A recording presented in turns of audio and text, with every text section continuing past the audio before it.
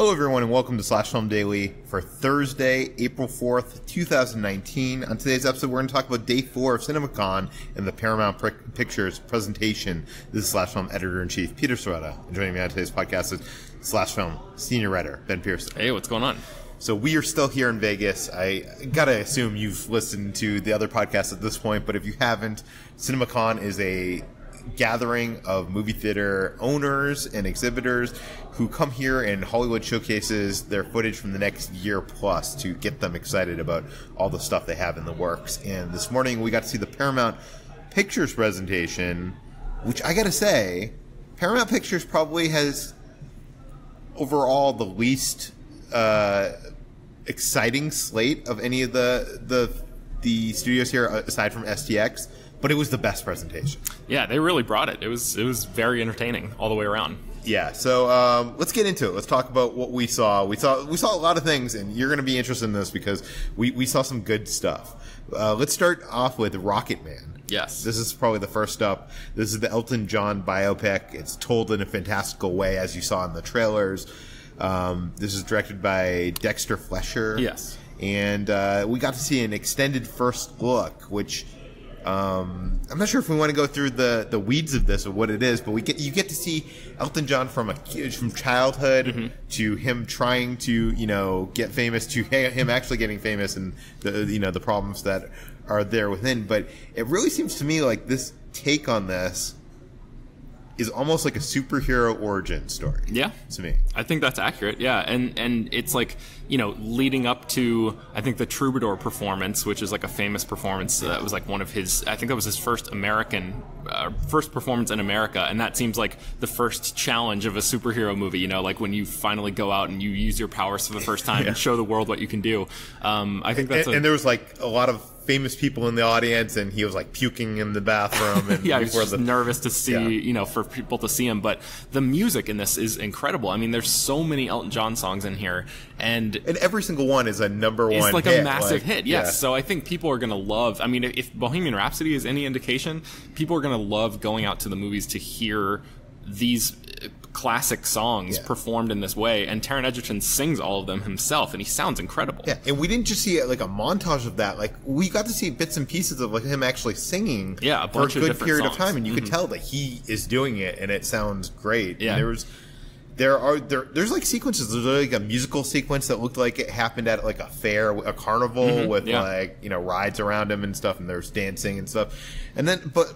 I was actually surprised at how much of this doesn't seem fantastical. So how much of it kind of feels more like a traditional biopic. Yeah, they had one shot of like an underwater sequence that sort of leaned in on that fantastical element, but most of it looked pretty straightforward. So I'm wondering if those are just little touches that are sort of spread throughout the movie. And that's sort of not what I was expecting. But even if this were to remove all the fantastical elements from it at all the just straight drama stuff we saw looked very, very good to me. So I'm very excited about this. Yeah, no, I'm also very excited about this. The next film that they showed was Crawl. This is from producer Sam Raimi. Who's directing this? I think it's Alexandra Aja, the guy who did the Piranha movie, or the Hills Have Eyes remake. Hills Have Eyes, yeah.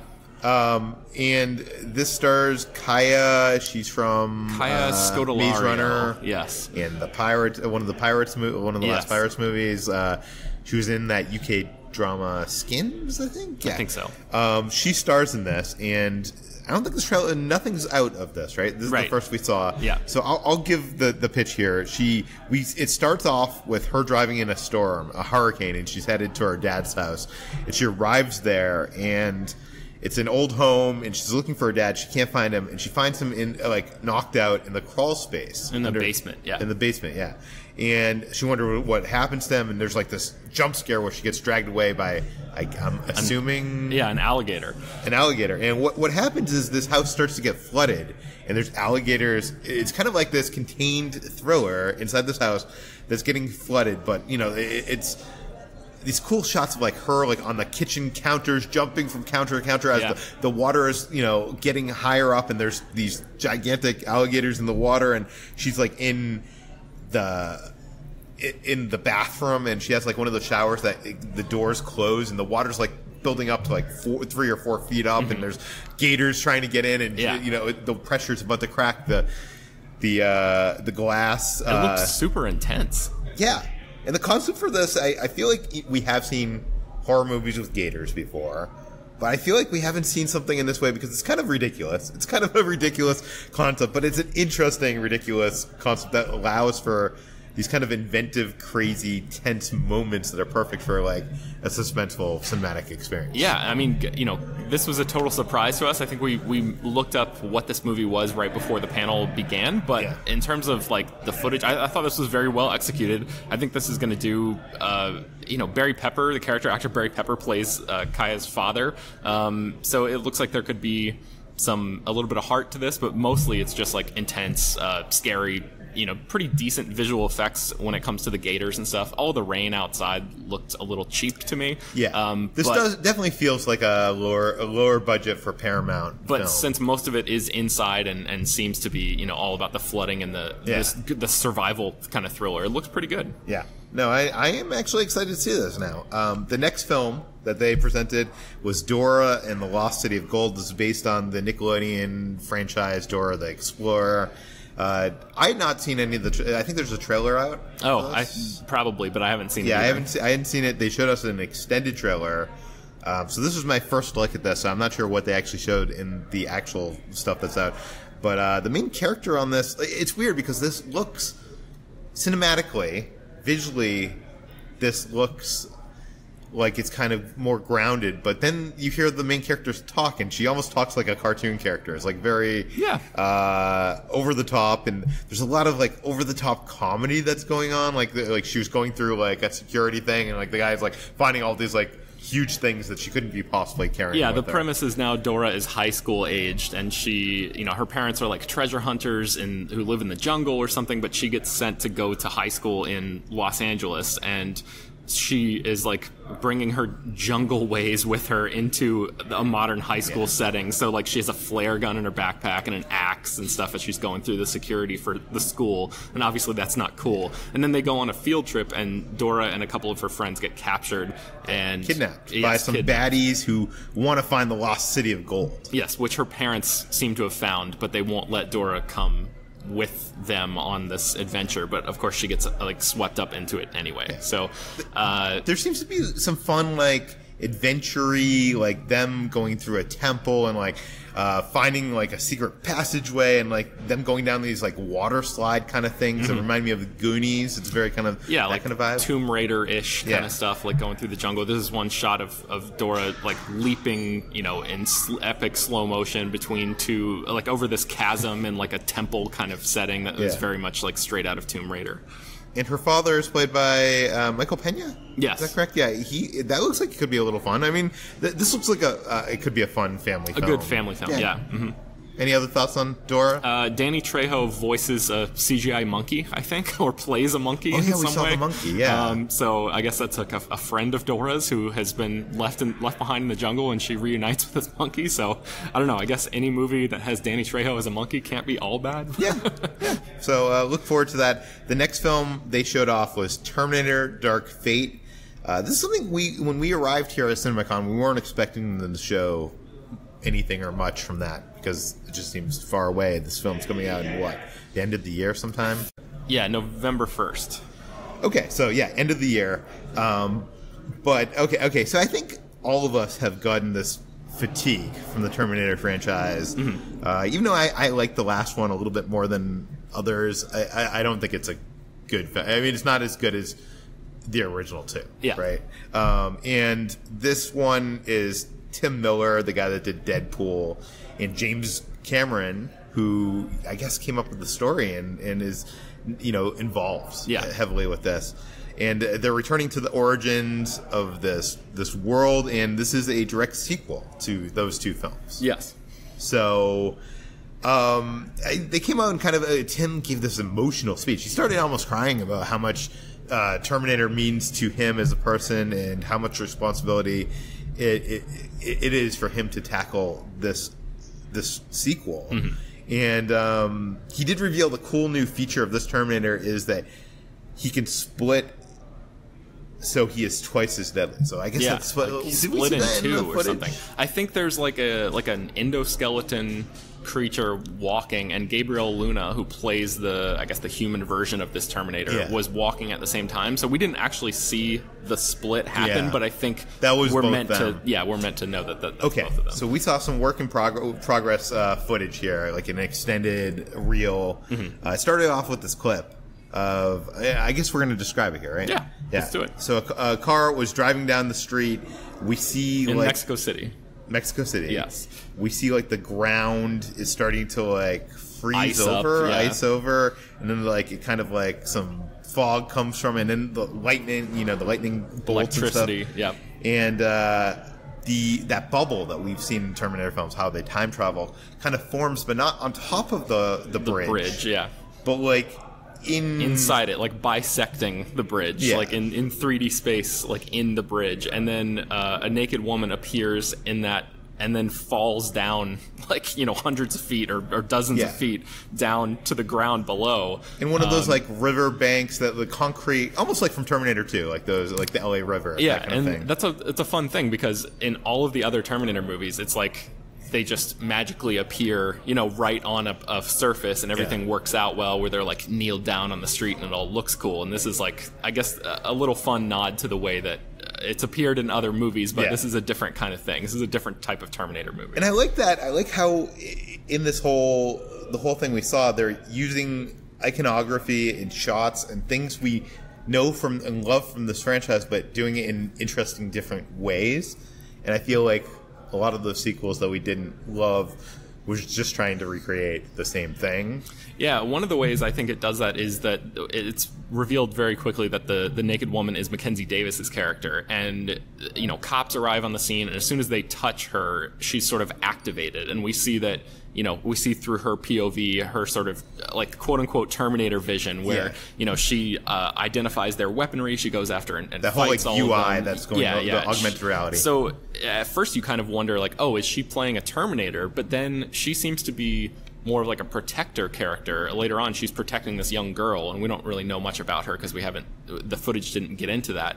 But she is facing off against Gabriel Luna's character. So is she a human who's just been like technologically enhanced, or is she, like Arnold was in the earlier movies, a Terminator who's been sent back to interesting. protect I didn't even think that. Somebody? I don't know.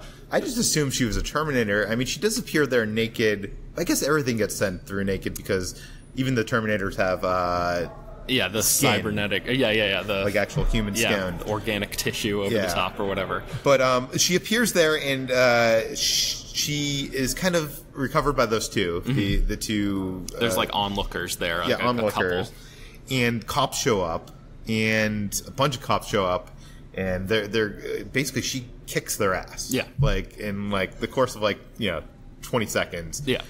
That's why I think she's a Terminator. Like, this isn't like a human fighting. This like seemed very methodical, very like mechanical. Yeah, it could be. It certainly has that vibe to it. I'm just wondering if there's some sort of extra little reveal that could be coming down the line. But she basically takes the guy's clothes because she has the same foot size as him, and then the guy thanks her, and she says, "Don't thank me, Neck." And then it cuts to her driving away with his clothes on in the car. And then it cuts to sometime later, and then there's just like T-1000 looking like CG sludge that sort of forms up. It's not the silver, the glossy silver that we've seen in Terminator 2. It's like a dark, I don't know how to describe it. Like a graphite color. Yeah, oily almost, instead of like that silvery. But that sort of forms up into Gabriel Luna. And it's daytime now in the scene, and they're on another bridge, it looks like, or maybe a highway somewhere. And it's cool. He actually like walks through, those barriers on the side of the road. He like walks right through it, and it's a cool, shot of. So she Mackenzie Davis's character is protecting this young girl, and she says something about when they start to kill me, run. And the little girl is very confused by this, but then of course a giant red Jeep pulls up, and who gets out, Peter? Actually, before that we see also the endoskeleton is also. It's not just Luna going after them. We see the black-ish endoskeleton, which you're theorizing is the split version of him. Yeah, I think so. That's probably that would make sense. And just as she's about to get nailed by both of them, this red Jeep or truck comes up and like knocks one of them, and out comes Linda Hamilton, you know, full on badass. She looks older. It really feels kind of like this whole thing feels like they're taking the Halloween approach, the last Halloween movie, and it really feels like this obviously she was copying. It's a copy of a copy of a copy now, because I feel like in that movie she was kind of copying Sarah Connor. Yeah. But it kind of so reminds me of that. Yeah, yeah. And she like blows away the Terminators, and then she pulls out a rocket. So she has like a big like machine gun or something. Yeah. And then she pulls a rocket launcher off of her shoulder and just like, you know, adds an exclamation point to the whole destruction thing. And later we saw that the end of that montage, or the end of that, she says she'll be back. So, yeah, she sort of like casually is like, I'll be back. Yeah. But we went into a montage here, and I did not take enough notes here to get everything down. But neither. What I saw was, you know, that Luna's character like killing people in a facility, and Linda fighting alongside Arnold, which should be mentioned that Arnold Schwarzenegger was not in a lot of this footage. Yeah, there's a shot where he like bursts down a door, and then he seems to be riding in a helicopter and like shooting at something outside of the helicopter. But other than that, there was like maybe 5 total shots or something like that with him in it, which is really surprising.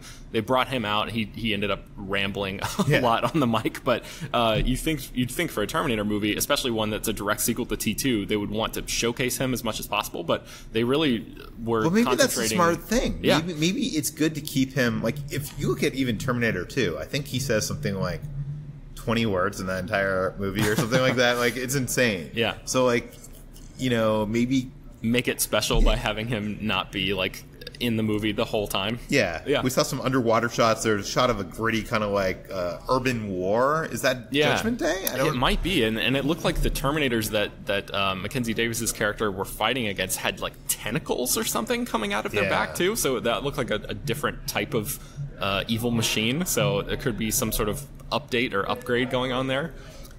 And what else did we see? I think that was it. That was all I was able to catch. Yeah. Those last few seconds were just like a barrage of new, you know, quick flashes of footage.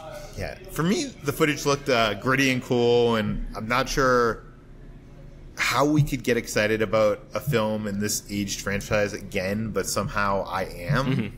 And I feel like Tim Miller is bringing a vision to this that makes it feel fresh again. He's doing some interesting new things with as I said, the established iconography, and pushing these concepts to new heights. Yeah, I want to see. I mean, I've been bitten too many times by this franchise, so I'm not going to go ahead and like ramp my excitement level up based on what we saw here. But I will say it looks better than I anticipated that it would, and I'm cautiously optimistic now. Whereas before I was like, I thought this movie had no chance of being good. So now it's like, oh, there's a chance. There's a glimmer of hope here. Okay, next up, we saw like an advanced trailer for this film called Limited Partners, which is a comedy starring Tiffany Haddish and Rose Byrne. It's kind of about that. They operate this beauty company or makeup company or something. I think so. And they're trying to be they're being acquired by this bigger, you know, huge company owned by Salma Hayek. And basically, they're going to be millionaires. They're basically told when they sign the deal, though, if one of them quits, then Salma Hayek will become the majority owner of their company. Yeah. They say, oh, that'll never happen. And, of course, that's the premise of the movie, that she's trying to...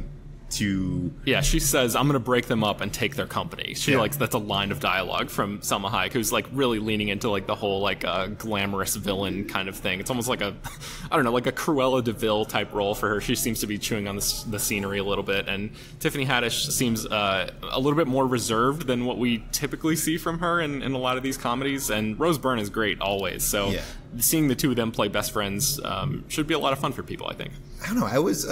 There was one Wonder Woman joke that I thought was funny, but the rest of it, the comedy moments didn't really register that funny to me. But the concept just doesn't seem to be that unique. Yeah, I think this is one of those that's just going to be like, passing the time. It's great to watch the chemistry of the actors, but it's not going to blow anybody away. Yeah. Okay, next up, Sonic the Hedgehog. We've only seen that poster. We saw some leaked designs of him. Ben Schwartz is voicing Sonic, and the movie stars James Marsden, and it also stars Jim Carrey as Dr. Robotnik. Yes. And we got to see Sonic in action. It really very much to me feels like the Detective Pikachu approach. He's kind of like this furry, realistic version of what Sonic would look like, but it's still ridiculous. Yeah. And Ben Schwartz is going around making like snarky jokes at everything, and it really seems like the same exact approach. Yeah, I feel like this looks terrible. This whole movie. Yeah. I was not impressed by any of it. I love Ben Schwartz. He's like one of my favorite comedic performers, and I don't. It seems like it's Ben Schwartz trying to be Ryan Reynolds tonight. Like that's what it feels like to me. Yeah. Well, we should describe what we saw. We saw Marsden's character who plays a highway patrolman. Yeah, James Marsden. Yeah, yes, is in this movie, and he is clocking, looking for people speeding, and obviously Sonic runs by on the highway, and like his speed meter goes off the charts. Yeah, it says that Sonic's going something like 700 miles an hour. Yeah, and he goes out and he finds like a little blue hair, and he's looking for him, and he eventually finds him in a house. I'm not sure if it's his house. Yeah, it's like Sonic's lair out in the woods or something like that. And when Sonic sees that he's discovered, he meows to pretend he's a cat, and obviously Marsden does not buy that and tranks him with a trank gun, and they go on a journey together. Sonic tells him he needs to save the planet, I guess? I guess so. And there are like these mechanical vehicles with wheels that attack Sonic and James Marsden's character on the road as they're in a car together. It seems like the rings that Sonic collects in the video game are used as like teleportation devices. Yeah, they're kind of like, I guess in Portal. They're like those portals that send you through. And there was some cool action there involving those portals. And there was like a whole scene with Sonic surrounded by these huge drones and they're trying to kill him. There is, I'm surprised at how much they're using that iconic imagery from the game in this story, because Sonic doesn't really take place on Earth. Right. At this footage, also Jim Carrey comes in at the end as the Doctor, and he has like a mustache. And he's just kind of Jim Carrey in a black outfit with a how do you describe that? Like wax on the end of his mustache, like twisty kind of thing. And at this point, I was like, I'm skeptical of this. This doesn't look great, but it doesn't look that bad until all of a sudden we get Jim Carrey comes out and we get to see more footage of Dr. Robotnik. And it's like he introduced like a Robotnik heavy clip from it's like a whole different trailer, but with Robotnik as like the main character, and you see all of Jim Carrey's fast talking. It's like the Riddler from Batman Forever. It's him doing that same shtick again. So maybe people who grew up loving those movies might be excited to see him return dancing, there. He's being so over the top, slapstick. Yeah, weird, and it's bad. And he's doing like Dr. Evil level humor with like all the people that he comes in contact with. He's like doing the Dr. Evil bit where he's like shh. He like interrupts people and stuff. It's Jim Carrey just doing that same thing. It feels like a 90s era humor kind of thing. Like why is this happening in 2019? It looked very, very bad. I would be shocked. I would bet money that this movie is bad. Yeah, it looks pretty awful. We do want to say that clip ended with them actually cutting to a shot of Jim Carrey as Dr. Robotnik that looked a lot more like the games, with him being bald, that has like this crazy beard and his mustache almost looks like puffy, like he's been like fried, like electrified or something. But everything else we saw from him, it just looked like normal Jim Carrey, but with a mustache. But this last little look was like, oh, this is the game design version of the character. Yeah. Next up was another thing that we weren't expecting to see. It was John Cena came out to show some footage from Playing with Fire. This is a movie that's still filming. It's still in production. John actually picture wrapped today and flew to Comic-Con or CinemaCon just to present this footage. He promised that the movie will make you think, laugh, and cry. I think it's going to make me cry, but not for the right reasons. Yeah. This rough footage looked bad. It's about this, I guess, John Cena plays this wildfire emergency guy. He's one of those smoke jumpers who fights the fires and no one else wants to. And somehow a bunch of kids come across wherever he's stationed, and he has to take care of them until they can find their parents. And the kids kind of are practical jokers and terrorizing him and causing a ruckus. And the wacky fun, insane comedy that ensues. Yeah, this looks really, really bad. None of this landed for me at all. The kid is wandering around like the fire station, and he tells John Cena that his Alexa is broken, and John Cena's like, "That's a clock, kid. Like, you're talking into a clock." Like, that's the level of humor that we're talking about here. The kid grabs some Nerf guns, or what he thinks are Nerf guns, but they're actually flare guns, and he starts firing them off inside, and like chaos ensues. And it's like, it's just a lot of loud noises, and I don't know. None of this looked funny to me in the least. Yeah, when you compare this to like the Dave Bautista movie that we saw the other day, like My Spy, which I feel like is kind of going for the same kind of humor. Like that nailed it a lot more. Yes, and that My Spy trailer is out on the site right now. Oh, it is. Okay. I feel like this humor is all made to appeal to vanilla middle America. Not to put vanilla middle America down, but it's. It's basic. I don't love vanilla, so okay. Let's talk about the next thing. This is probably the most exciting thing we saw. Gemini Man. This is the film by Ang Lee. It stars Will Smith. This is a film that they've been waiting or trying to make for many years. They didn't have the technology to make it possible, and now they do, because basically Will Smith plays two different people. He plays himself as his current age, or maybe even a little older. He looks gruff in this. And he also plays himself as a young man. Yeah, a 23-year-old version of himself, which is interesting because obviously we grew up watching that version of Will Smith. So it's very much in the same way of like how we saw a younger, de-aged Captain Marvel, or Sam Jackson in Captain Marvel. We're familiar with what that young version looks like. So they really have to nail the visual effects to convince us that, it's not like you can just BS your way through that. We all have those images of what young Will Smith looks like seared into our memories from all of his pop culture impact, and they really nailed it. Like the CGI looks incredible there. But not just that, Ang Lee was joking about how Will Smith as the young actor was not a good actor. But he did get into like what that Will Smith as a young actor did act more innocently, and he had a different acting style. So it was a challenge for Will Smith to kind of embrace that innocence and get back to that, not be Will Smith as we know today. Yeah, it's like unlearning all of the stuff that he's learned over his career, basically. Yeah. So we put on our 3D glasses. We didn't see this footage in high frame rate, as far as I could tell. Yeah. It just didn't look that wonky high frame rate. And what did we see?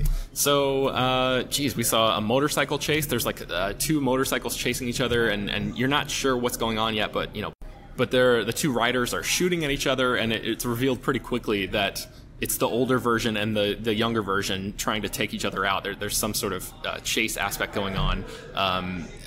The young Will Smith meets up with Clive Owen, who appears to be his sort of handler character. Clive Owen says something like, "Why is it so hard for you to kill this guy?"